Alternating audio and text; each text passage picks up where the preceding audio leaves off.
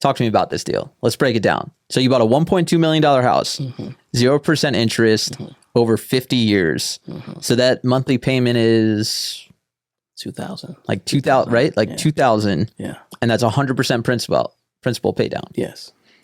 How did you get that deal? An agent. So these were I just started dipping into, here's the thing. Here's the truth. I'll give you the whole story.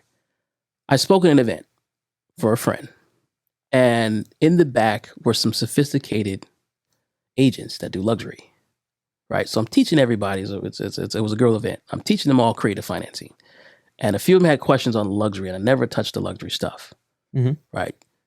She's like, "Do you do luxury?" And I was like, "I haven't done luxury yet," right? She's like, "Well, you should probably jump into luxury, right? They would understand half the stuff you're talking about."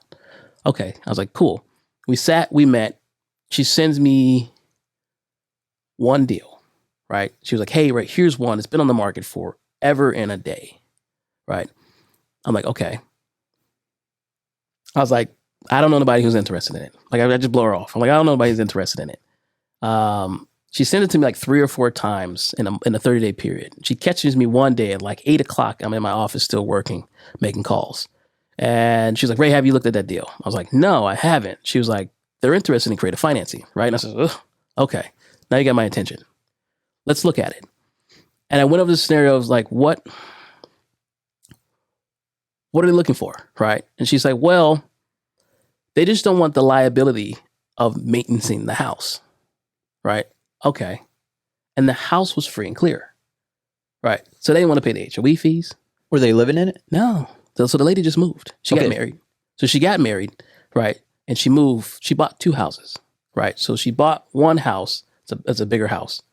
It's a teacher, by the way, right? So she's a teacher, not on a huge salary, right? She married a guy. They moved to that house that they're also flipping. And then she bought another house next to it that's a ranch that they're also flipping, right? Okay. So she has this house that she's doing absolutely nothing with, but every month there comes an HOA fee, right?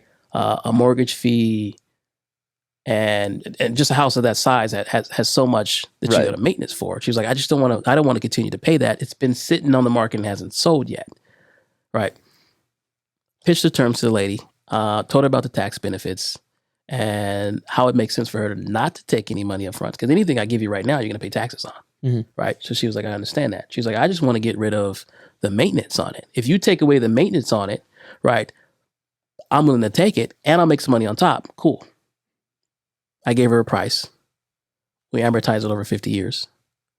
Oh, I'm in. Moving in on January 15th. So was it just the price she was really stuck on? Because I'm assuming it was sitting on market probably because it was overpriced. Correct. Right. So instead of taking whatever, let's say 900,000 on market, I'm sure she could have got tomorrow, no problem, sold it. But she wanted her 1.2. Is that like just the biggest thing? Was there a specific reason, or was it just one of those like, I'd rather die before I sell it for less than 1.2? Yeah. The reason why is this was her dream house, right? So on a teacher's salary, she bought this house, paid it off, right? And she had such an emotional attachment to the house. Like she's a designer, right? Not one that does it for a living. She does it personally. So she's like did the drapes in the house. She's done the tile in the pool, right? She's done like the brick on the barbecue place, right? And she had such a huge emotional attachment that if she wasn't getting 1.1, she was willing to die.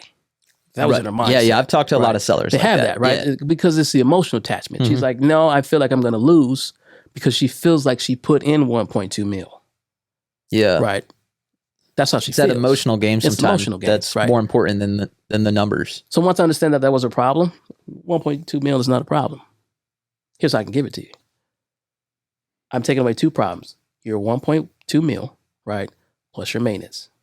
I want the rest. So you put 0 down? 0 down. And you're just moving into it? I'm just moving into it. $2,000 a month and paying off all the principal. Yes, sir. And could you pay off that note whenever you want if you wanted to? Yeah. It doesn't make sense for me to do so, but no, it doesn't. I mean, 50 years too? Yeah.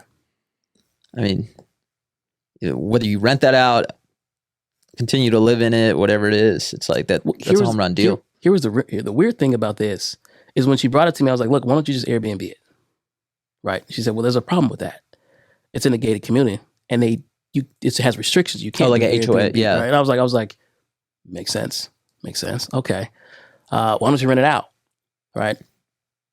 I've seen the house and I know why she can't rent it out. It's a little bit outdated. And for this level of clientele, you have to furnish it, right? And take care of the personal items that she has in there. She didn't want to do all that because of the emotional attachment, Yeah. right?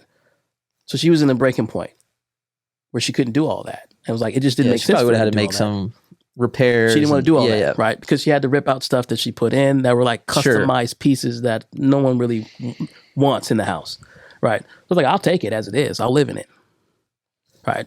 Solve the problem. Love that.